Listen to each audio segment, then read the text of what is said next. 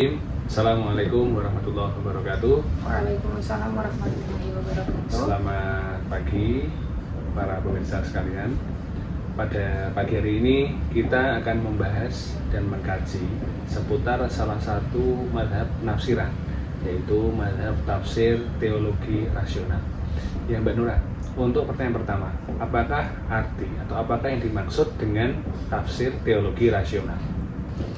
Ya, baik. Jadi tafsir teologi rasional ini merupakan sebuah pendekatan dalam memahami ilmu agama, yang mana penafsiran ini lebih menekankan pada pemikiran akal atau rasio. Nah, mulanya penafsiran ini hanya bergantung pada teks suci Al-Quran secara harfiah. Namun seiring berjalannya waktu, tafsir para penganut teologi rasional ini berusaha untuk menginterpretasikan ajaran agama pada pemahaman yang logis dan masuk akal. Seperti itu, Pak. Ya, terima kasih atas penjelasannya Mbak Nura terkait dengan apa yang dimaksud dengan tafsir teologi rasional. Berarti dapat disimpulkan bahwasannya teologi rasional ini adalah salah satu tafsir yang menekankan penggunaan akal atau rasio yang baik. Oke, terima kasih. Selanjutnya, di dalam tafsir teologi rasional terdapat dasar-dasar filosofis. Mbak Nura bisa menyebutkan apa saja dasarnya? Silakan. Ya, jadi dasar-dasar filosofis teologi rasional ini yang pertama itu kepercayaan pada akal. Jadi para penganut teologi rasional ini meyakini bahwasanya akal ini digunakan sebagai alat utama untuk memahami ajaran agama. Nah, setiap ajaran agama ini harus sesuai dengan akal yang logis dan masuk akal. Nah, kemudian yang kedua itu penolakan terhadap taklid buta. Jadi teologi rasional ini menolak sikap menerima secara begitu saja atau taklid terhadap ajaran ulama terdahulu tanpa melakukan kajian kritis. Kemudian yang ketiga itu fokus terhadap nilai-nilai universal. Maksudnya apa? Jadi teologi rasional ini memfokuskan pada nilai-nilai universal yang terkandung dalam agama, seperti contohnya itu sikap keadilan, kasih sayang, dan toleransi. Nah, yang terakhir itu dialog antara ilmu agama dan ilmu pengetahuan. Jadi mereka ini menganggap bahwasanya ilmu agama dan ilmu pengetahuan ini tidak perlu bertentangan. Nah, ilmu agama dan ilmu pengetahuan ini bisa digunakan untuk memperkaya pengetahuan terhadap ajaran agama. Nah, mungkin begitu Kak untuk dasar-dasar filosofis dari teologi rasional. Itu kan? Oke, ya terima kasih Mbak Nura atas penjelasannya terkait tentang dasar-dasar filosofis dalam tafsir teologi rasional. Dapat disimpulkan dalam dasar ini terdapat 4 dasar Mbak ya. Yang pertama adalah kepercayaan pada akal. Ya, betul Mbak ya? Betul. Yang kedua ada penolakan terhadap taklid buta.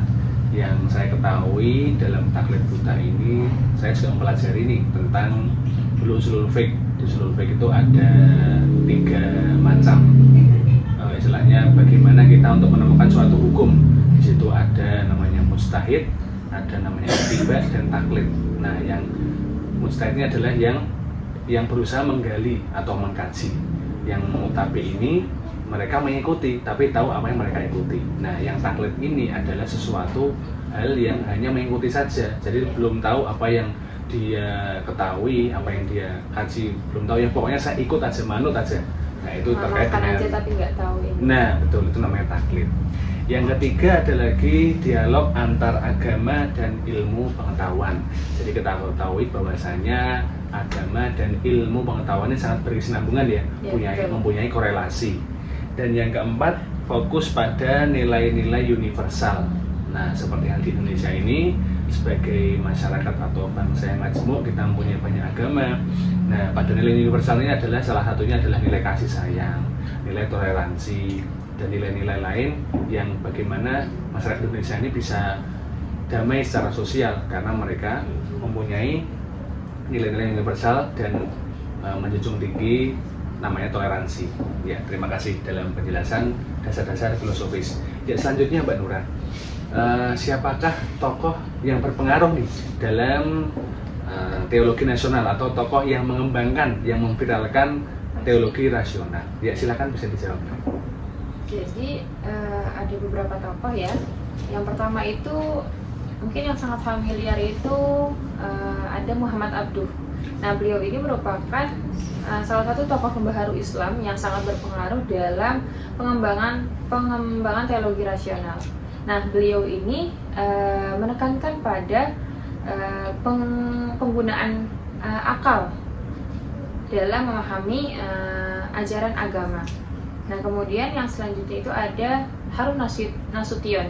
Nah, beliau ini merupakan tokoh intelektual Muslim Indonesia yang mengembangkan pemikiran teologi rasional. Nah, beliau ini menggabungkan antara filsafat Islam dengan pemikiran modern. Seperti itu, Kak. Ya, terima kasih Mbak Nura atas penjelasannya terkait dengan tokoh-tokoh yang penting atau yang berpengaruh dalam teologi rasional. Bisa saya simpulkan di sini ada dua tokoh. Yang pertama ada Muhammad Abduh. Mungkin ini sangat familiar di kalangan para familiar ya. Jadi Muhammad Abduh itu berasal dari Mesir kalau nggak salah. Betul ya Mbak ya? Dan yang kedua ada Harun Nasution. Nah, ini orang Indonesia asli. Dan pastinya dalam teologi rasional ini memiliki kelebihan dan kekurangan ya Mbak ya. Mungkin bisa disampaikan ke saya terkait apa saja kelebihan dan kekurangan terkait dengan penggunaan tafsir teologi rasional. Silakan. Ya, baik. Jadi kelebihan atau hal yang menarik dari teologi rasional ini itu yang pasti itu relevan dengan zaman ya. Jadi teologi rasional ini mampu menyesuaikan diri dengan perkembangan zaman dan mampu menjawab tantangan modernitas. Nah, kemudian yang kedua itu mendorong pemikiran kritis. Jadi teologi rasional juga ini mendorong pemikiran kritis umat beragama dan menolak sikap menerima begitu saja atau yang kita kenal tadi yang kita bahas istilahnya itu dengan taklid buta. Oh iya. Kemudian yang ketiga ini memperkuat toleransi.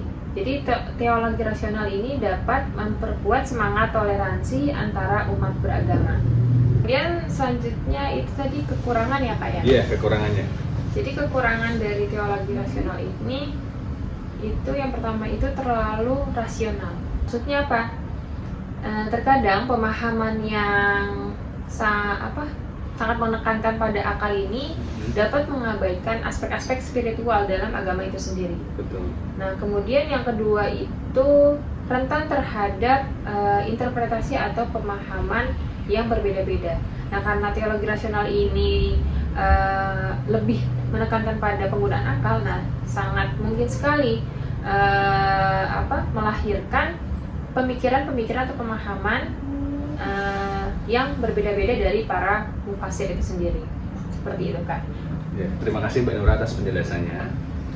Berarti dapat disimpulkan terkait dengan penggunaan tafsir teologi rasional ini sangat relevan digunakan pada zaman modern sekarang ya Mbak Nura. Akan tetapi ketika kita memakai tafsir teologi rasional ini di zaman modern, kita harus mengetahui batas-batas di mana rasio atau akal itu digunakan. Karena ketika kita menggunakan akal 100%, kita akan kehilangan dimensi spiritual kita ya Mbak ya. Iya, betul sekali. Nah, maka dari itu dengan penjelasan Mbak Nura ini saya sangat tercerahkan terkait dengan apa yang dimaksud, dasar-dasarnya, tokoh-tokoh, kelebihan dan kekurangannya.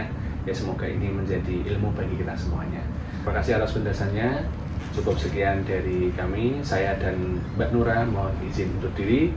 Wabillahi taufiq wal hidayah. Wallahul muwaffiq ila aqwamit thoriq. Assalamualaikum warahmatullahi wabarakatuh.